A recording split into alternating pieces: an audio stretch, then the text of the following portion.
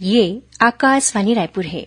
छत्तीसगढ़ी समाचार बुलेटिन के संग किरण वर्मा के जय जोहार। अब सुनाओ आज के प्रमुख समाचार। भारतीय जनता पार्टी के संसदीय बोर्ड छत्तीसगढ़ में विधायक दल के नेता के चुनाव बर केंद्रीय पर्यवेक्षक मन के नियुक्ति करिस। अखिल भारतीय कांग्रेस कमेटी की बैठक आज नई दिल्ली में होइस। एमा छत्तीसगढ़ चुनाव परिणाम के करेगी समीक्षा और बिलासपुर रेल मंडल के जांजगीर नैला और पेंड्रा रोड स्टेशन में प्रधानमंत्री जन औषधि केंद्र के स्थापना करे जाही। अब समाचार विस्तार ले। छत्तीसगढ़ समेत 3 राज्य मन में विधानसभा चुनाव में भारतीय जनता पार्टी के जीत के बाद मुख्यमंत्री चुने के प्रक्रिया जारी है। पार्टी के संसदीय बोर्ड छत्तीसगढ़, मध्य प्रदेश और राजस्थान में विधायक दल के नेता के चुनाव बर केंद्रीय पर्यवेक्षक मन के नियुक्ति करे है। छत्तीसगढ़ बर केंद्रीय जनजातीय मंत्री अर्जुन मुंडा, केंद्रीय जलमार्ग और आयुष मंत्री सर्बानंद सोनोवाल और पार्टी के राष्ट्रीय महासचिव दुष्यंत कुमार गौतम ल पर्यवेक्षक नियुक्त करे गए हैं। तीनों पर्यवेक्षक प्रदेश के नवनिर्वाचित विधायक मन के बैठका लेके मुख्यमंत्री के नाम ऊपर चर्चा करही। अखिल भारतीय कांग्रेस कमेटी की बैठक आज नई दिल्ली में हुईस। इमा छत्तीसगढ़ में हुए चुनाव के बाद परिणाम के समीक्षा करेगीस। बैठक के बाद पत्रकार मन ले चर्चा करत प्रदेश प्रभारी कुमारी सैलजा कहिन कि एदारी चुनाव में हमन ला जैसन सोचन रहेन वैसने सफलता नहीं मिल पाइस। ओमन कहिन कि जिहां कुछ एक खामी रह गए होही उहां सुधार के प्रयास करबो। हमर कार्यकर्ता और नेता जनता के भी जाही और ओमन ले चर्चा करही। ओमन कहिन कि विधानसभा चुनाव के परिणाम ले निराश हुए हन फिर हताश नहीं हुए हन। ओमन कहिन कि अवैया लोकसभा बर एकजुट होके चुनाव लड़बो।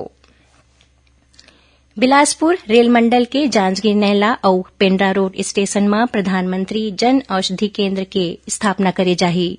एकर तहत स्टॉल के आवंटन पर ई नीलामी के प्रक्रिया शुरू कर दे गए है। रेलवे ले मिले जानकारी के अनुसार ए स्टेशन मन में प्रधानमंत्री भारतीय जन औषधि केंद्र स्थापित करे के उद्देश्य जम्मो झन ला सस्ता कीमत में गुणवत्तापूर्ण जन औषधि उत्पाद देवाना है। एकर तहत पायलट प्रोजेक्ट पर 50 स्टेशन मन के पहचान करे गए है, जेमा दक्षिण पूर्व मध्य रेलवे के बिलासपुर मंडल के जांजगीर नैला और पेंड्रा रोड स्टेशन घलो शामिल हरे। प्रधानमंत्री नरेंद्र मोदी जोर देवत कहिन कि वर्तमान समय देश में स्थानीय आपूर्ति श्रृंखला और सूक्ष्म लघु और मध्यम उद्योग ला मजबूत करे के समय है। ओमन कहिन कि देश में निर्यात ला बढ़ाए और आयात ला घटाए ऊपर ध्यान केंद्रित करना होही। ये बात प्रधानमंत्री आज देहरादून के वन अनुसंधान संस्थान FRI में 2 दिन के उत्तराखंड वैश्विक निवेशक सम्मेलन के शुभारंभ करत कहिन। ओमन कहिन कि भारत में ऐसन सप्लाई चेन विकसित करना है ताकि हमन दूसर देश मन ऊपर कम से कम निर्भर रहन। प्रधानमंत्री कहिन कि हमन ला पुराना मानसिकता ले घलो बाहिर आना है कि कोनो जगह कोई चीज कम कीमत में उपलब्ध है तो ओला उहां ले आयात करे जाए। रायपुर कलेक्टर डॉ सर्वेश्वर नरेंद्र भूरे कलेक्टोरेट परिसर स्थित कलेक्टर सभा कक्ष में जिला जल और स्वच्छता मिशन के बैठका लेन। कलेक्टर कहिन कि जल जीवन मिशन के लक्ष्य हितग्राही मन ला स्वच्छ पेयजल पहुंचाना है। एकरे संग ओमन कहिन कि कार्य के गुणवत्ता ला ध्यान में रखत कनेक्शन दे के बाद पेयजल के पूर्ति सुनिश्चित करे जाए। कलेक्टर बताइन कि जिला में 1,90,000 घरेलू नल कनेक्शन स्वीकृत करे गए है। एमा ले 1,64,000 ले ज्यादा घरेलू कनेक्शन दे गए है। उन्हें करीबन 26,000 कनेक्शन बाँचे हैं जिला फरवरी के आखिरी तक पूरा करे के निर्देश दिन हैं। एकरे संग ओमन कहिन कि घरेलू कनेक्शन दे बर सड़क मन ला काटे गए है और ओखर ला बने ढंग ले मरम्मत करे जाही। छत्तीसगढ़ी समाचार बुलेटिन आप मन आकाशवाणी रायपुर ले सुनत हो। छत्तीसगढ़ के खबर ले है आपके वास्ता और खबर के विश्वसनीयता ले है हमार वास्ता। आकाशवाणी समाचार रायपुर के प्रादेशिक समाचार बुलेटिन के संगे संग हमार समसामयिक कार्यक्रम आप रेडियो के संग अपन मोबाइल में घलो सुन सकत हो। आकाशवाणी समाचार फेसबुक, ट्विटर और यूट्यूब में घलो हावय। हमार फेसबुक पेज हरे Chhattisgarh news on AIR, Twitter handle CGAIR news और हमार यूट्यूब चैनल हरे छत्तीसगढ़ AIR न्यूज। तो अब रेडियो के संगे संग आपके मोबाइल के माध्यम ले हम आप तक पहुंचत हन। छत्तीसगढ़ के हर खबर पर सुनत रहो आकाशवाणी समाचार। अब आगू बढ़बो पांचे समाचार कोती।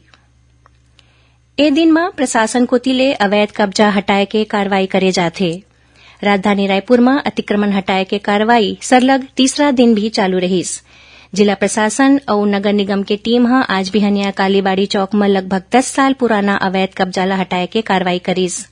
ए दौरान निगम के अमला शासकीय वन आवासीय परिसर ले लगे लगभग 450 वर्ग फीट जमीन ल पुराना अवैध कब्जा ले मुक्त कराईस।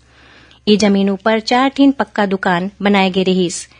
नगर निगम जोन क्रमांक 3 के आयुक्त राकेश शर्मा बताइन कि ए अवैध अतिक्रमण ला हटाए बर कब्जाधारी ला 2017 में घलो नोटिस जारी करे गे रहीस।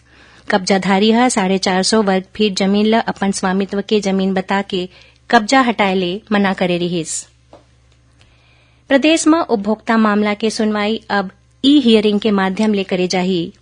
राज्य उपभोक्ता विवाद प्रतितोषण आयोग के अध्यक्ष न्यायमूर्ति गौतम चौरड़िया रायपुर में राखे गए पत्रकार वार्ता में बताइन कि कोनो भी उपभोक्ता ऑनलाइन या आवेदन दे के अपन मामला के सुनवाई बर अपील कर सकत है। ओमन बताइन कि लोगन मन ला जल्दी न्याय दे के उद्देश्य ले ए व्यवस्था करे जाथे। श्री चौरड़िया बताइन कि 21 अक्टूबर 2022 ले अब तक राज्य उपभोक्ता आयोग में 435 मामला दर्ज करे गए है। ओमन बताइन कि 21 अक्टूबर 2022 ले आज तक 795 मामला माले 604 के निराकरण हो गए है। उन्हें 191 मामला लंबित हवै। एखर एवज में अब तक लगभग 1,23,99,000 रुपया के राशि उपभोक्ता मन ला दे जा चुके है। न्यायमूर्ति श्री चौरड़िया बताइन कि प्रदेश के जिला उपभोक्ता आयोग में 16 मध्यस्थ नियुक्त करे गए है, जेमा मामला के सुनवाई करे जाथे। ओमन बताइन कि उपभोक्ता मन ला हेल्प डेस्क के सुविधा घलो उपलब्ध कराए गए है। एमा शिकायत और सुझाव दे जा सकत है। सुनैया मन ला बता दन कि प्रादेशिक समाचार एकांश डहाले समसामयिक विषय में आधारित साप्ताहिक कार्यक्रम बातों बातों में ए बखत हृदयाघात बर लोगन मन ला जागरूक करे ऊपर केंद्रित रही। एकर तहत रायपुर एम्स डहाले चलाए जावत सीपीआर प्रशिक्षण में एम्स के फिजियोलॉजी विभाग के अतिरिक्त प्राध्यापक और ए अभियान के प्रमुख डॉक्टर जयश्री घाटेले ले गे भेंट वार्ता प्रसारित करे जाही। एकर प्रसारण आकाशवाणी के रायपुर केंद्र डहाले काली 9 दिसंबर के बिहनिया 10:30 बजे ले करे जाही। एला छत्तीसगढ़ के जम्मू आकाशवाणी केंद्र एके संग्रह रिले करही। और अब पेश है मौसम के हाल। मिचोंग तूफान के असर अभी घलो प्रदेश में बने हैं। राजधानी रायपुर में आज बिहनिया कुछ देर बर धूप निकले रहीस, फिर अधिकांश बेरा बादल छाए रहीस और मौसम ठंडा रहीस। मौसम विभाग के अनुसार काली ले प्रदेश में बादल छटे के आसार है, ओखर बाद ठंड और बाढ़ सकत है। यही बीच जाड़ ल देखत बलरामपुर जिला में स्कूल के संचालन समय में बदलाव करे गे है।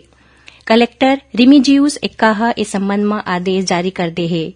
जारी आदेश के अनुसार 2 पाली में संचालित होवैया कक्षा मन प्रथम पाली में बिहनिया 9 बजे ले मझनिया 12:30 बजे तक संचालित होही। उन्हें दूसरैया पाली में संचालित होवैया कक्षा मझनिया 12:45 ले 4:15 तक संचालित करे जाही। ऐसने एक पाली में संचालित कक्षा मन बिहनिया 9:45 बजे ले मझनिया 4 बजे तक लगाए जाही। ये आदेश अवैया 15 जनवरी तक प्रभावशील रही। उती मिचोंग के तूफान के असर बीजापुर जिला के बीजापुर और भोपालपट्टनम विकासखंड में धान के फसल ला नुकसान पहुंचे है। इस संबंध में कलेक्टर बताइन कि बीजापुर जिला में 22 मिलीमीटर वर्षा हुई है। उमन फसल नुकसान के पटवारी करा निरीक्षण करवा के मुआवजा दे जाए के बात कहिन। आखिर में प्रमुख समाचार एक घाव फेर। भारतीय जनता पार्टी के संसदीय बोर्ड छत्तीसगढ़ में विधायक दल के नेता के चुनाव बर केंद्रीय पर्यवेक्षक मन के नियुक्ति करीस। अखिल भारतीय कांग्रेस कमेटी की बैठक आज नई दिल्ली में हुईस। एमा छत्तीसगढ़ चुनाव परिणाम के करेगी समीक्षा और बिलासपुर रेल मंडल के जांजगीर नैला और पेंड्रा रोड स्टेशन में प्रधानमंत्री जन औषधि केंद्र के स्थापना करे जाही। एकरे संग छत्तीसगढ़ी समाचार बुलेटिन इहे सिरावत है। जय जोहार।